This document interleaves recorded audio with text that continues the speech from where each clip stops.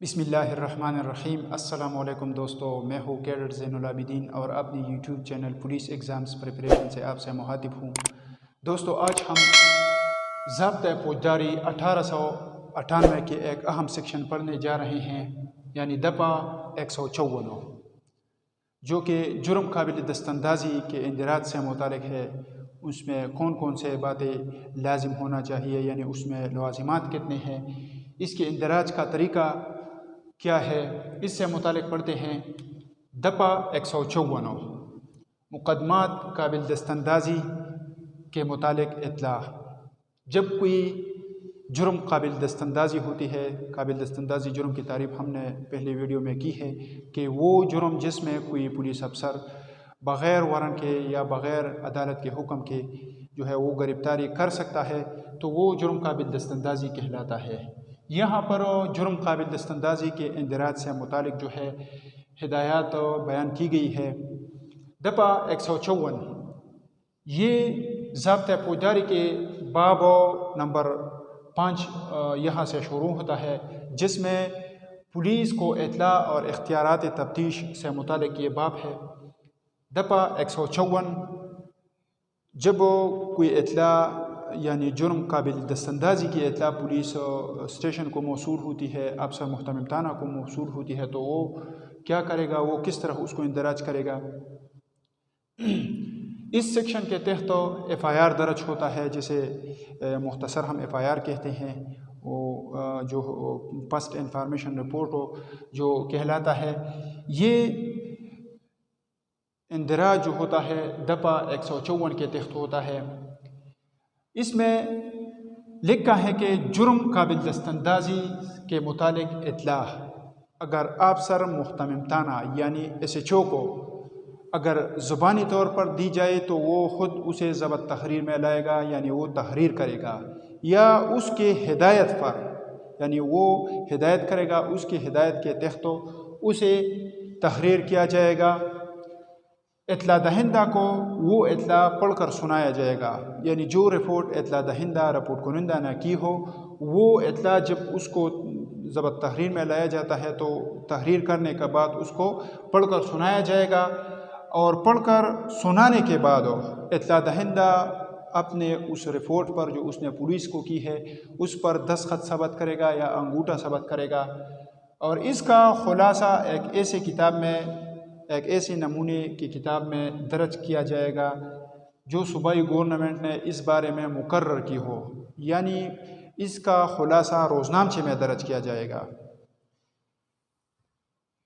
اس کو ایک دفعہ پھر پڑھتے ہیں کہ اگر کسی جرم قابل دستاندازی سے متعلق اطلاع ایس ایچ او کو دی جائے، افسر محتمم تھانہ کو دی جائے، جرم ایسا ہو کہ اس میں پولیس افسر بغیر وارنٹ کے گرفتاری کر سکتا ہو، تو وہ افسر محتمم تھانہ وہ ایس ایچ او وہ اطلاع خود ضبط تحریر میں لائے گا، یعنی اس پر ایف آئی آر درج کرے گا، یا اس کی ہدایت پر ہو، یعنی وہ ہدایت کرے گا اور اس کی ہدایت پر اس کا کوئی ماتحت ہو اس پر ایف آئی آر درج کرے گا۔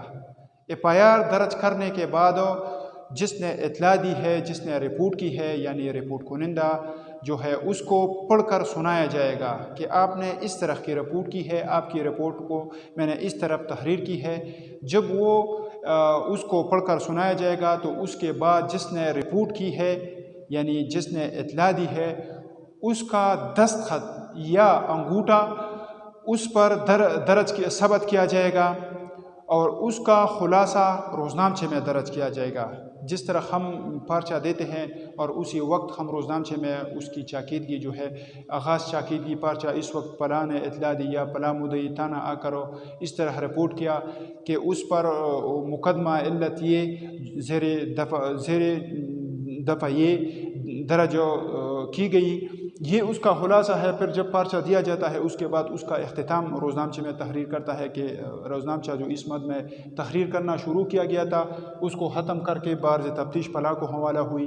وہ جو رپورٹ لکھتے ہیں وہ اس کا مطلب یہی ہے کہ اس کا خلاصہ ایک نمونے کی کتاب میں رکھا جائے گا جو صوبائی گورنمنٹ نے اس کو اس بارے میں مقرر کی ہو۔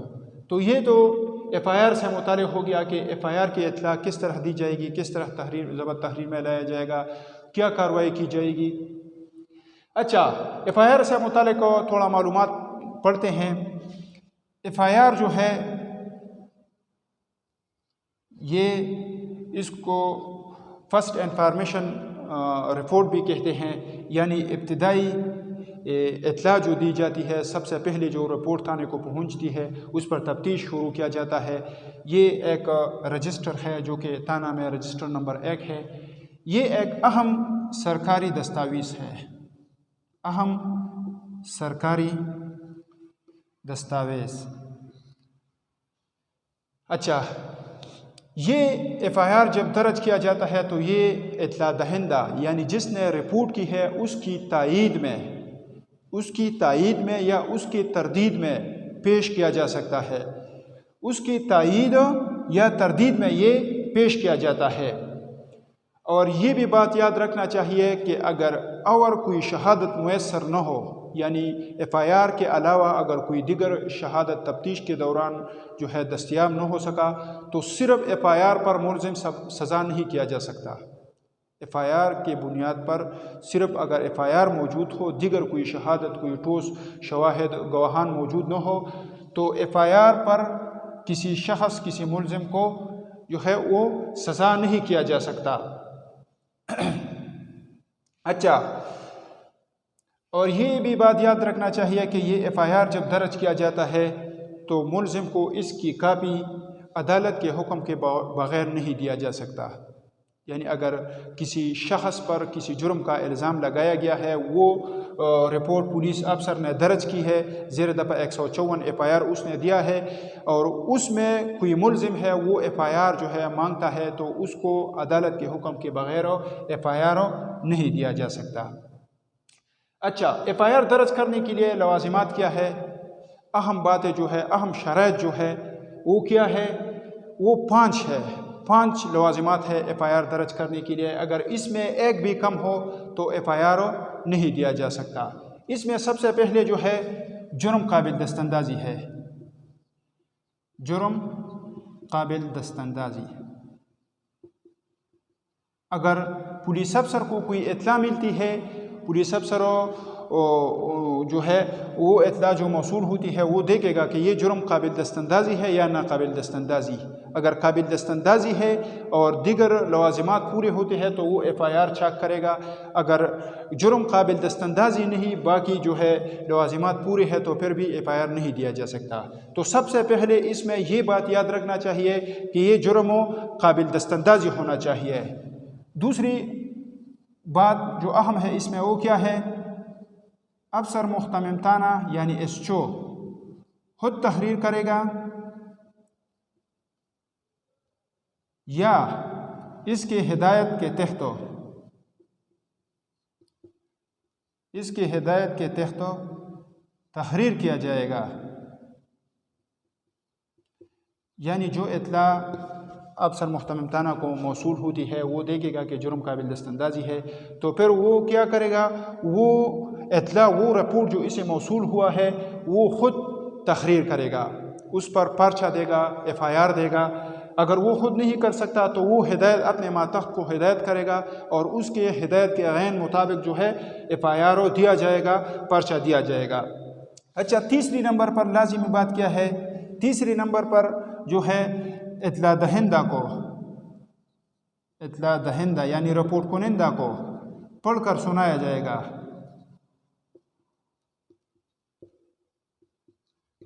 جو رپورٹ اطلاع دہندہ نے کی ہے، ایس ایچ او نے اسے تحریر کی ہے یا اس کی ہدایت پر تحریر کی گئی ہے، تو جب وہ رپورٹ مکمل ہوتی ہے تو جس نے اطلاع دی ہے، جس نے رپورٹ کی ہے، وہ رپورٹ اس کو پڑھ کر سنایا جائے گا کہ آپ نے اس طرح رپورٹ کی ہے، آپ کا رپورٹ ہم نے اس طرح اس کا اندراج کی ہے۔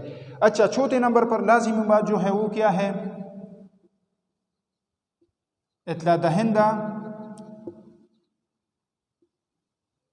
اس پر دستخط یا انگوٹھا ثبت کرے گا۔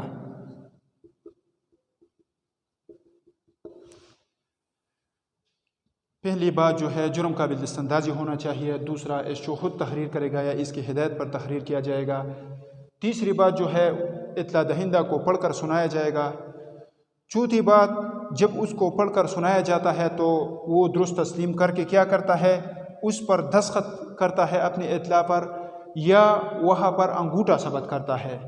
और पांचवी और आखिरी बात जो है, इसकी खुलासा रोज़नामचा में दर्ज किया जाएगा।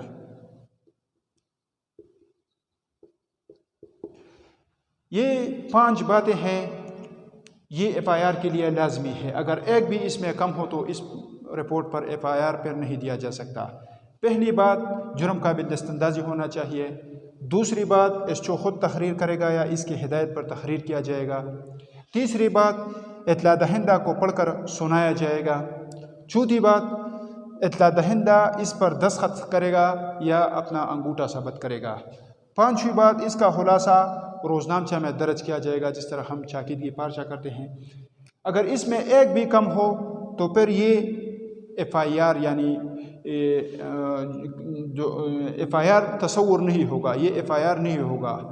ये 5 बातें जो है ये इसके लिए लाजमी है।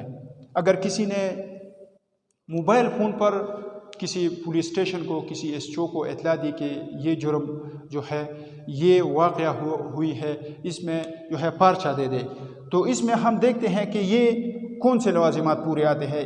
जुर्म तो काबिल दस्तंदाजी है, SO खुद भी तहरीर करेगा या इसकी हिदायत पर तहरीर किया जाएगा। इत्ला दहिंदा को टेलीफोन पर अगर कहें तो सुनाया भी जा सकता है, लेकिन इस पर चौथी बात जो है ये पूरा नहीं होती। इत्ला दहिंदा उस पर दस्तखत नहीं कर सकता और उस पर अंगूठा सबत नहीं कर सकता, तो फिर ये FIR तस्वुर नहीं होगा। इस तरह हो, अगर जुर्म नाकाबिल दस्तंदाजी है, बाकी तमाम लवाजिमात पूरे हैं, तो फिर भी FIR नहीं हो सकता। ये तमाम बातें इसके लिए ज़रूरी है। ये सेक्शन 154 से मुतालिक CRPC से मुतालिक थी, जिसमें ये जो है 5 लवाजिमात थे। इसको हमने तफसील से पढ़ा। ये इंतहाई अहम सेक्शन है जो हम जुर्म काबिल दस्तंदाजी से मुतालिक कार्रवाई करते हैं, रिपोर्ट तहरीर करते हैं। तो ये तमाम कार्रवाई हम दफ़ा 154 ज़ाब्ता फौजदारी के तहत करते हैं। इसके बाद इंशाअल्लाह जो जुर्म नाकाबिल दस्तंदाजी से मुतालिक इत्ला मौसूल होती है कि किसी पुलिस स्टेशन को, किसी पुलिस अफसर को, तो वो क्या कार्रवाई करेगा, इंशाअल्लाह अगली वीडियो में उस पर तफसीली बात करेंगे। इंशाअल्लाह अगली वीडियो में आपके साथ मुलाकात होगी। तब तक के लिए मुझे इजाज़त दीजिए। खुदा हाफिज़।